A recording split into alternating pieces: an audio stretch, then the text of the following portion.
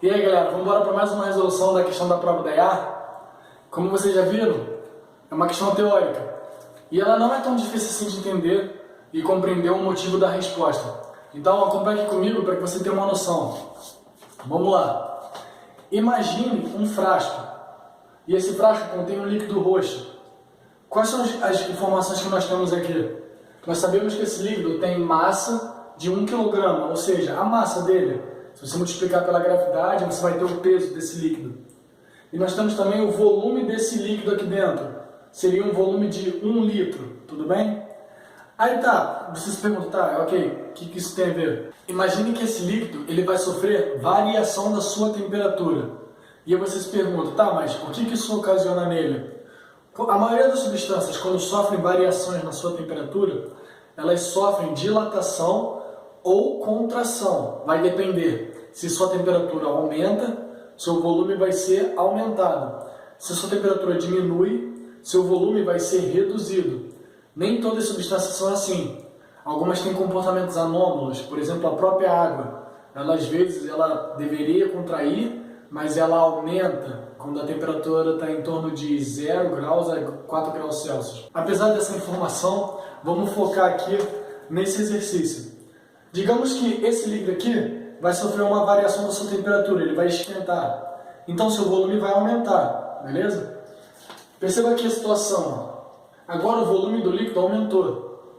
É claro que essa dilatação, no caso aqui do líquido, ela é uma dilatação bem discreta, é algo pequeno. Mas nesse caso eu estou exagerando de propósito, para que você tenha uma noção de que ele, por exemplo, saiu de 1 litro e dilatou para, no caso agora o volume final ficou 2 litros. Ou seja, ele sofreu uma dilatação de 1 litro, isso é um absurdo. Mas, como eu já falei, é só para vocês compreenderem aqui a dilatação do líquido. Digamos que esse recipiente, ele não dilate, ele não vai sofrer variação, ele vai ficar sempre do mesmo tamanho, só para facilitar. Perceba o seguinte, apesar do volume ter aumentado, a massa continuou a mesma, pois a quantidade de matéria que compõe esse líquido, ela não foi alterada. Você não botou mais desse combustível, desse líquido roxo, ou tirou desse líquido roxo. Ele só aumentou o espaço que ele ocupa, mas a matéria ainda é a mesma, 1 kg. E aí, o que acontece quando a pessoa que, por exemplo, usa esse reservatório para encher com combustível? Ela tem 1 litro e ela exatamente quer pôr 1 litro desse combustível no avião, por exemplo. Só que pelo trajeto que ele fez, o líquido sofreu dilatação. Ficou com 1 litro a mais, mas a massa continua a mesma. Quando ele chega no recipiente que representa, por exemplo, o avião, a ideia dele é adicionar apenas 1 litro. Quando ele vai fazer esse transbordo, né, de 1 litro, vai acabar sobrando quanto no frasco anterior? 1 litro ainda.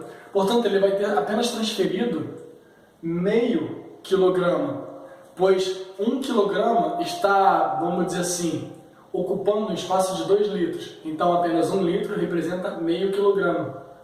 Usando essa analogia, você consegue entender o que acontece com o combustível do avião.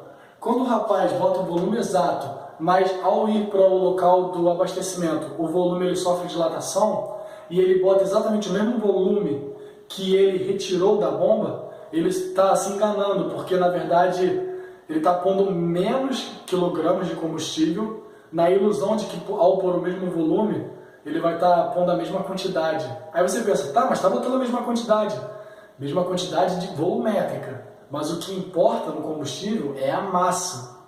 Por exemplo, vamos dar um exemplo aqui. Quando você vai no posto de gasolina e você compra lá a gasolina, você está pagando pelo volume, ou seja, pelo litro. Mas sabia que o correto seria você pagar pela massa da gasolina? Por que o correto? Porque, bem, vamos dar uma exagerada aqui. Digamos que o combustível, no local onde ele está sendo armazenado, não seja adequado. Então ele pode sofrer variações de temperatura. Quando esse combustível chega até você e passa pela bomba para contabilizar, ele está um combustível aquecido, está numa temperatura um pouco mais acima do aceitável. Então ele vai passar pela bomba dilatado, vai estar indicando um volume a mais do que realmente ele vai ter a partir do momento que entrar no seu tanque do carro. Vamos a números. Você comprou 10 litros de gasolina, e aí passou 10 litros de gasolina pela bomba, você pagou por esses 10 litros, mas depois, no mesmo dia, quando o combustível dentro do seu tanque, digamos que ele sofreu um resfriamento, pois ele saiu com uma temperatura elevada da bomba. Nesse caso, os seus 10 litros podem virar, vou exagerar, 9,5 litros. Portanto, você acabou de ser tapeado. Fui tapeado! A ideia é o seguinte, o mais honesto seria você pagar pela massa do combustível. Um grande exemplo disso também, baseando-se nessa mesma história, é um exercício que pergunta mais ou menos assim. Um rapaz mora num local onde sofre grandes variações de temperatura.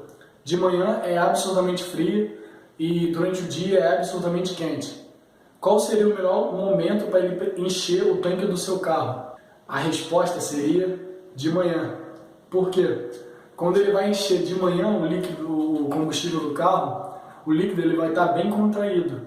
Então o volume que ele está comprando vai ser, vamos dizer assim, um volume de fato. Mas se ele for comprar à tarde, o volume do líquido vai estar um pouco dilatado. Para que ele possa comprar exatamente a mesma quantidade de quilograma de quando ele compraria de manhã, ele vai ter que adquirir mais volume de combustível, porque o combustível ele sofreu dilatação.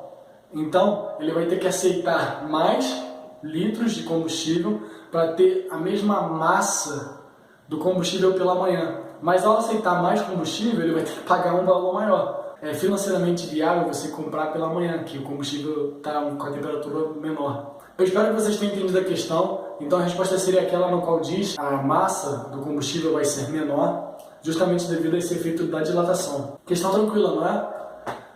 Valeu!